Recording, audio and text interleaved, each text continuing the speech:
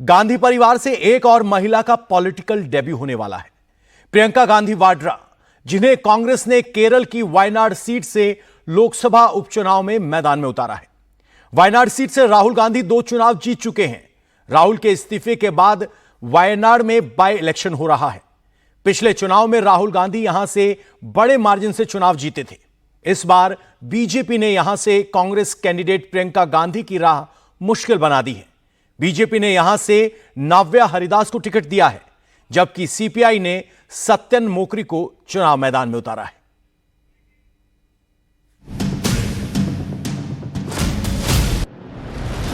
वायनाड चुनाव प्रियंका गांधी के लिए आसान नहीं रहने वाला है।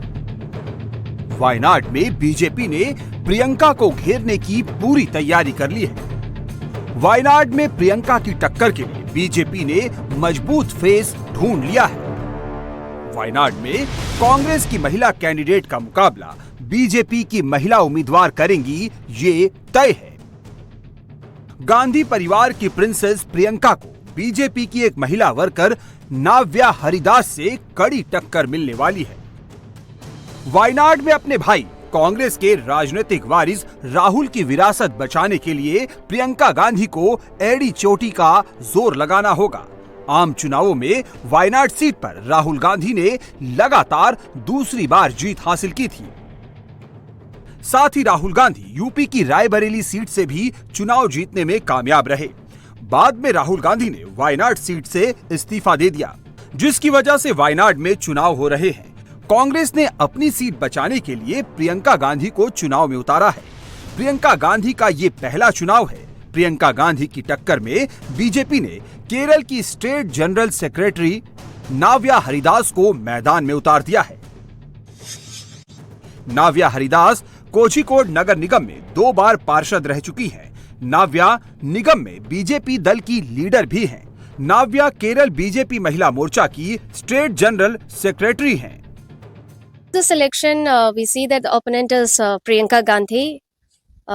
As far as we are concerned, Congress is going to be having a tough competition in Wayanad, because this is a forced and compulsory election in Wayanad just because Rahul Gandhi has given up the seat in Wayanad to retain Raebareli.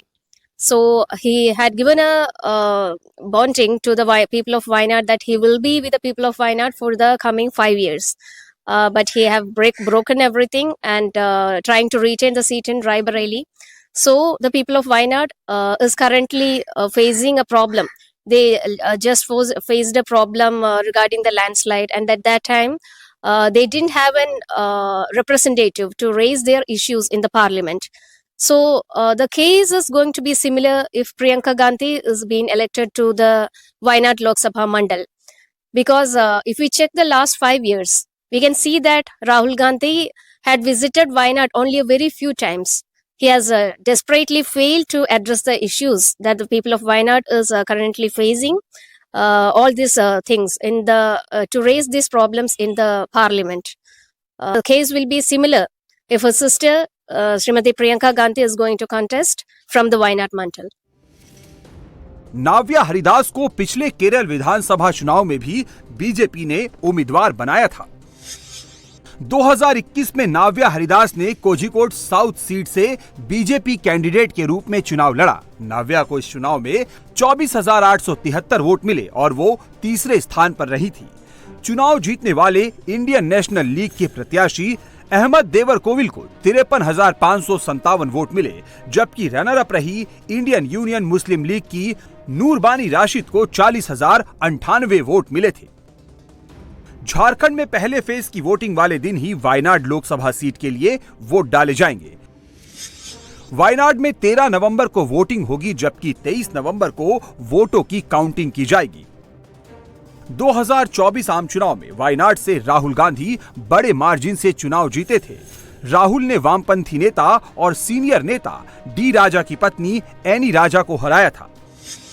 Wayanad में राहुल गांधी को 6,47,445 vote मिले थे, जबकि any राजा को 2,83,023 vote मिले और BJP candidate और Kerala BJP chief के सुरेंद्रन को 1,41,045 वोट मिले थे। वायनाड से इस बार सत्तारूढ़ लेफ्ट पार्टियों से सीपीआई ने सत्यन मोकेरी को टिकट दिया है। केरल में लेफ्ट सरकार में है, इस वजह से चुनाव में पूरी ताकत झोंक दी है। बीजेपी ने नाव्या हरिदास को टिकट देकर मुकाबले को रोचक बनाने की कोशिश की है, पर पिछले चुनाव के रिजल्ट का एनालिसिस करें तो कांग्रेस की प्रियंका गांधी की जीत आसान नजर आ रही है।